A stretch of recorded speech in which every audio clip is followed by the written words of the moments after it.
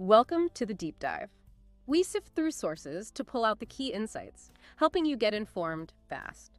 Some topics, well, they're just so fundamental, so important to our future that we really have to dig into them, even when it's tough. And that's exactly what we're doing today. Our deep dive is into child wellness and safeguarding, a really essential and sometimes complex subject. We've got a set of remarks here, presentations from a discussion called Child Wellness and Safeguarding, a Church and Societal Duty. There are insights from Fart Dennis and a main presentation by F.R. Marcel. So our goal today, we want to unpack what child wellness really means, look at the huge role the church plays in promoting it, but also face up to the painful truth of past failures. And then we'll dive into the proactive strategies, the plans being put in place now to make safeguarding, well, part of everyday life and how institutions operate. Okay, let's unpack this, right? Let's start with the basics, maybe. When we say child wellness, what are we actually talking about? It feels like it's got to be more than just, food and shelter, right? Absolutely. And what's fascinating here is how deep and holistic that understanding has become. UNICEF did foundational work back in 2007 that's mentioned in the sources, and they really broadened the definition. It's not just physical health. It covers material needs, yes, but also education, behavior, relationships. Relationships, too. Yeah, and even how children see themselves, their self-perception. It's this integrated view. What's striking is they saw this early on, how a child's feelings and connections are just as vital as, say, schooling, a truly holistic viewpoint. Okay, so the whole child. And the sources seem to stress certain foundations within that, things maybe we don't always focus on enough, like family support, peer support. Exactly. Those are crucial. And if those are weak, that's where the vulnerability comes in, leading to safeguarding issues. Precisely. When those support systems aren't there, or they're fragile, kids are just much more vulnerable. Pope Francis really hammers this point home. He talks about strong families, stable communities. That's the starting point. So when we say holistic care, it really means looking after all needs, physical, emotional, spiritual, social, building safety from the ground up. That makes a lot of sense. And thinking about that holistic care, well, it really highlights the church's deep involvement historically, doesn't it, globally? How do the sources describe that impact, the sheer scale of it? Well, they share a really powerful story.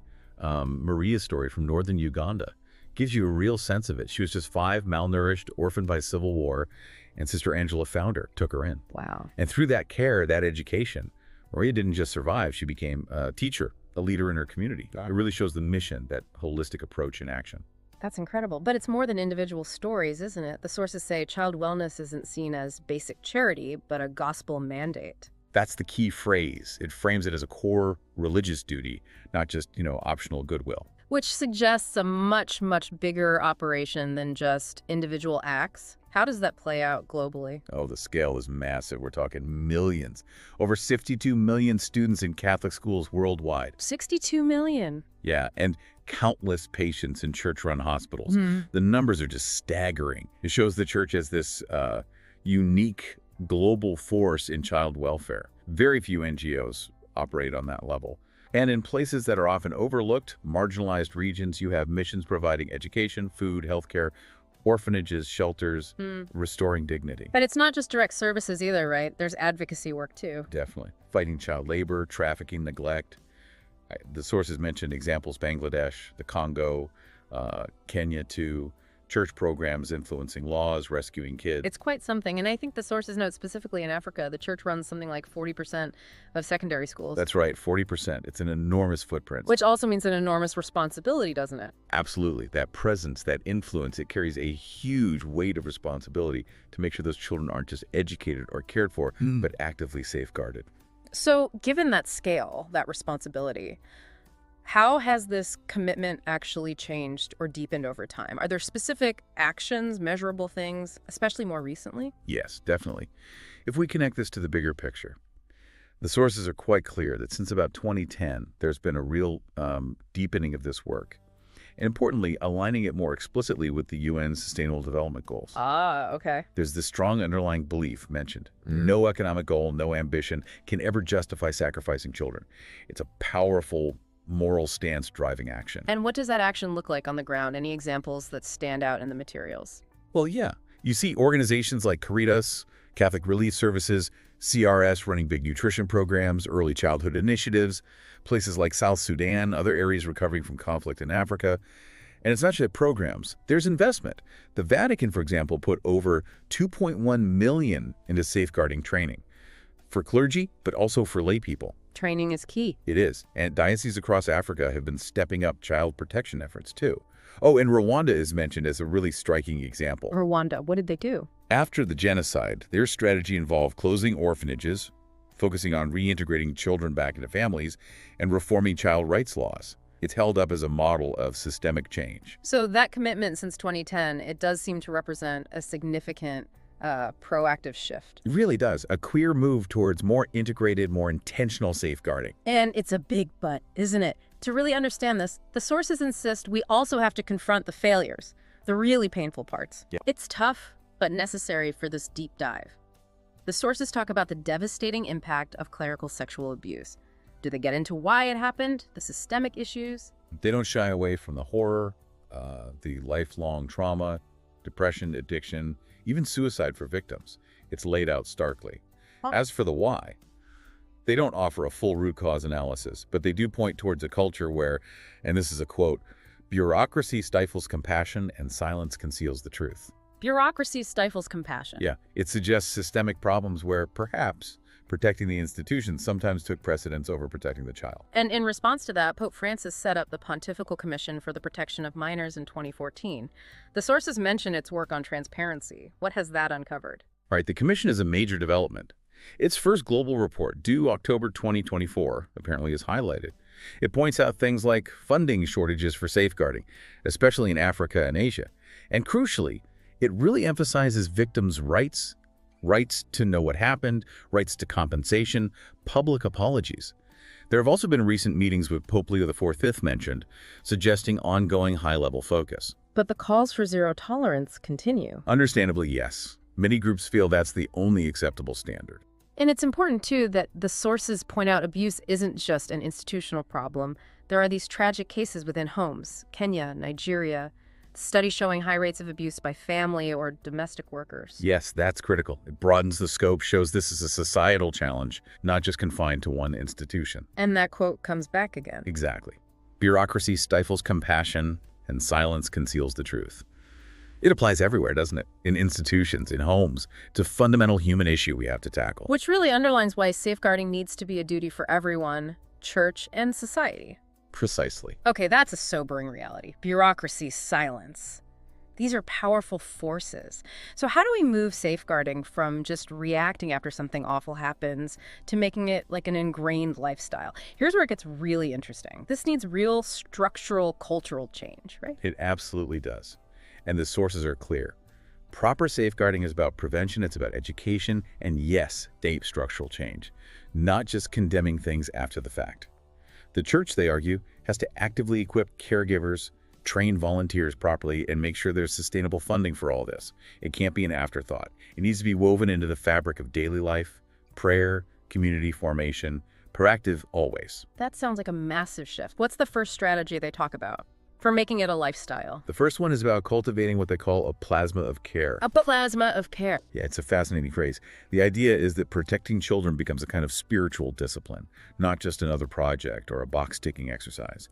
It starts really local in small Christian communities, those grassroots faith groups, with weekly prompts, raising awareness right there on the ground. So very bottom up. Very. And the example from Garissa in Kenya is great here. They're training priests, sisters, catechists in safeguarding, but doing it in a way that fits the local African context, even harmonizing it with Islamic and civil norms to get buy-in. It's about embedding it deep within the community's rhythm. Making it organic, not imposed. Okay, that makes sense. What's strategy number 2? Deepening faith formation. The idea is that kids deserve more than just transactional catechesis, just learning facts for sacraments. Post-First Communion formation needs to be richer, nurturing their spiritual, emotional, social lives, creating safe spaces where they can actually speak, learn, grow. And it's not just the kids. No, that's key. Parents, even domestic workers, need formation too. Seeing them as guardians of sacred mystery, recognizing their profound role in protecting a child's development. Guardians of sacred mystery. I like that. Okay, strategy 3, leadership formation. What's the focus there? This is about priests, primarily. The need for lifelong formation, intellectual and spiritual, not just seminary training. The sources are blunt. Poorly formed leaders can increase the risk of abuse. Safeguarding has to be lived authentically right from the beginning of their training. It needs to be second nature. Got it.